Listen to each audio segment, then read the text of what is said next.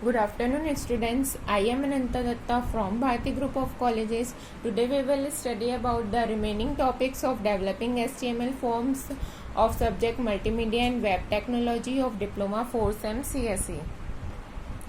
हमने कल तक की क्लास में पढ़ा था कि फॉर्म्स क्या होती हैं, फॉर्म्स की यूजेस कैसे होती है और हम फॉर्म्स को क्यों यूज़ करते हैं. फॉर्म्स का मेन यूज़ इसलिए होता है कि जब भी हमको किसी भी यूज़र से उनकी इंफॉर्मेशन लेनी रहती है, उन्हें कहीं पे सेव करना रहता है, उस चीज़ के लिए हम लोग फॉर्म्स का क्रिएशन करते हैं जो कि HTML में क्रिएट होता है.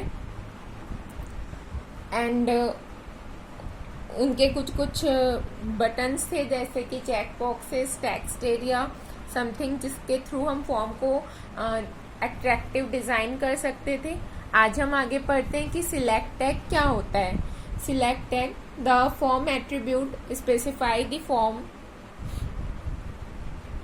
The drop down list belongs to. Means जो फॉर्म में ड्रॉप डाउन लिस्ट रहता है वो किस चीज़ से बिलोंग कर रहा है, इस चीज़ को ये सिलेक्ट टैग स्पेसिफाई करता है.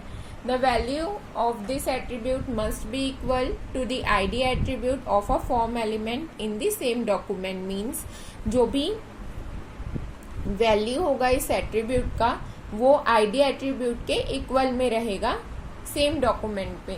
जैसे कि आप यहाँ पे एक सिलेक्ट एट्रीब्यूट का एग्जांपल देख सकते हैं.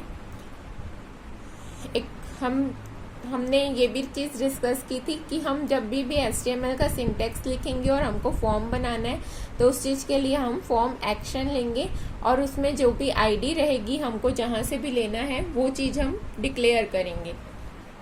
जैसे कि हमने फर्स्ट नेम लिया, उसकी ID हमने ले लिया एफ नेम. देन आप देख सकते हैं कि हमने फॉर्म सबमिट किया, उसके बाद हमने वहाँ पे लेबल डाला कार, उसके बाद सिलेक्ट ID है कार्स और हमने ऑप्शन में उनकी वैल्यू दे दी है. देन इसका आउटपुट कुछ इस तरीके से शो होगा कि सिलेक्ट फॉर्म एट्रीब्यूट है, हम वो फर्स्ट नेम लिखा है, चूज अ कार. मीन्स वहाँ पे जो ऑप्शन थे वो उनके में आप जब उस ऑप्शन में क्लिक करेंगे तो आपके पास वहाँ पे बहुत सारे ऑप्शन आएंगे. आपको उन ऑप्शन में से एक नाम सिलेक्ट करना है और आपको सबमिट कर देना है. तो आपको अपना नाम और वो कार्स जो रहेंगे उन कार में से आप एक किसी भी नाम को सिलेक्ट कर सकते हैं. तो सिलेक्ट टैग इसीलिए यूज़ होता है जब हमको कुछ चीज़ें दी हुई रहती है और उनमें से हमको कुछ चीज़ों को सिलेक्ट करना रहता है, उस चीज़ के लिए हम सिलेक्ट टैग का यूज़ करते हैं. देन हम आते हैं ऑप्शन टैग में.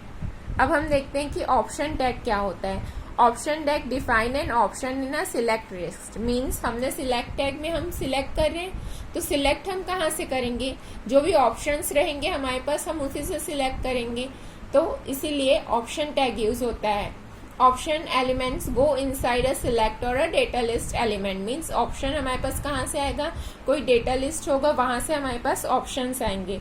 एग्जाम्पल में हम देख सकते हैं कि हमने एक कार चूज करने के लिए बना रहे हैं. जैसे कि आपने यहाँ से सिलेक्ट कार किया, आप इसमें से कोई भी एक कार सिलेक्ट कर सकते हैं. जैसे कि आप आउटपुट में देख सकते हैं कि चूज अ कार मीन्स वो ऑप्शंस है, आपको इन ऑप्शन में से जो भी चीज़ सिलेक्ट करनी है आप वो चीज़ सिलेक्ट कर सकते हैं. तो ऑप्शन में वही है जो हमारे पास 4-5 कार की लिस्ट आएगी वो हमारी ऑप्शंस कहलाएंगे.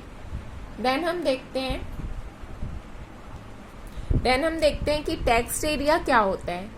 Text area defines a multi line input control. Means यदि हमारे पास बहुत सारी लाइन है और हमको उस चीज़ में इनपुट को कंट्रोल करना है तो हम उस चीज़ के लिए टेक्स्ट एरिया टैग का यूज़ करते हैं.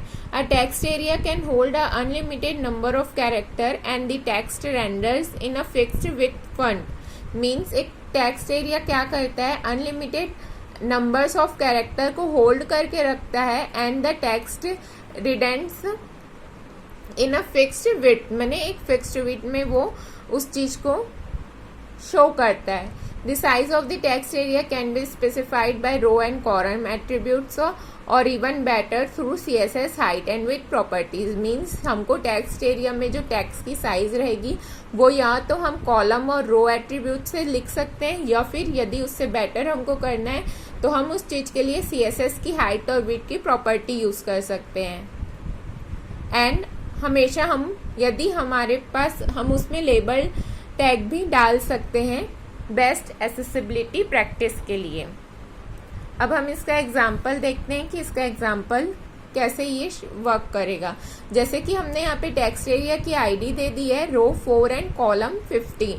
देन अब आप देख सकते हैं कि जो टेक्स्ट एरिया है हमको जैसे कुछ किसी चीज़ से रिलेटेड चीज़ लिखनी है, या फिर यदि हमको किसी को फीडबैक लेना है किसी से, तो हम उस चीज़ के लिए टेक्स्ट एरिया एलिमेंट का यूज़ कर सकते हैं. किसी से भी फीडबैक वगैरह लेने के ये काम आता है.